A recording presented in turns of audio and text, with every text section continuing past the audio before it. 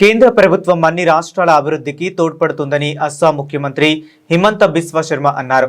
ఈ విషయమై ఆయన మీడియాతో మాట్లాడుతూ అస్సాం కోసం భారత ప్రభుత్వం కీలక ప్రాజెక్టులను ఆమోదించిందని తెలిపారు. రాష్ట్రానికి వాటి ప్రాముఖ్యతను మరియు ఈశాన్య ప్రాంత విస్తృత అభివృద్ధిని నొక్కి చెప్పారు. এই বছৰটোত আমি কেইবাটাও ভাৰত চৰকাৰৰ পৰা খুব ইম্পৰ্টেণ্ট আৰু অসমৰ আৰু উত্তৰ পূৰ্বৰ অৰ্থনৈতিক দৃষ্টিকোণৰ পৰা কেইবাটাও গুৰুত্বপূৰ্ণ প্ৰজেক্টৰ আমি অনুমোদন পাওঁ।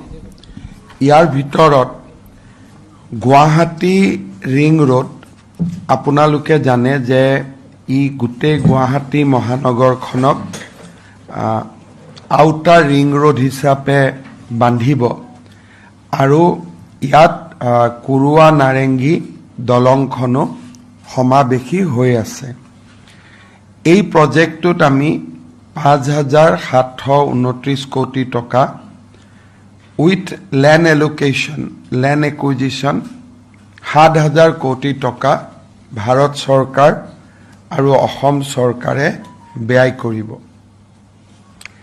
কাজিৰঙাৰ এলিভেটেড কৰিডৰ ই ৬,৯৫৭ কোটি টকা ই আমাৰ ভাৰত চৰকাৰে ব্যয় কৰিব। শিলচৰ শ্বিলং গুৱাহাটী হাই স্পীড কৰিডৰ, এই কৰিডৰটোৰ আধাৰশিলা প্ৰধানমন্ত্ৰী মহোদয়ে অসমত মাৰ্চ মাহত তেখেত আহিব আৰু এই প্ৰজেক্টটোৰ আধাৰশিলা স্থাপন কৰিব আৰু ই এটা সম্পূৰ্ণ গেম চেঞ্জিং ৰাস্তা, কাৰণ ই শিলচৰ আৰু গুৱাহাটীৰ মাজত ডিষ্টেঞ্চ 4.5 hours to 5 hours সীমিত কৰি দিব।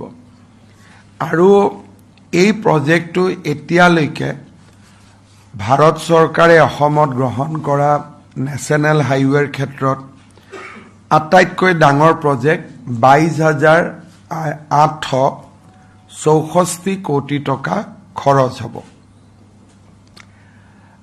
আজি আমি আপোনালোকক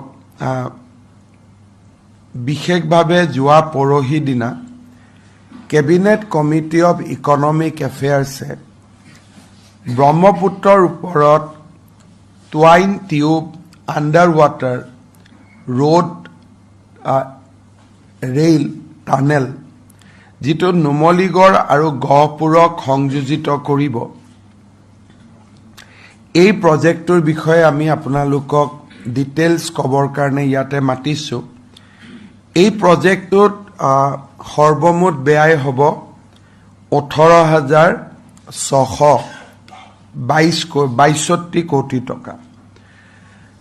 আমি এই টানেলটোৰ বিষয়ে আপোনালোকক কোৱাৰ আগতে আমি মনত পেলাই দিব খুজিছোঁ যে আমাৰ যেতিয়া এডভান্টেজ আছাম 2 সন্মিলন হৈছিল,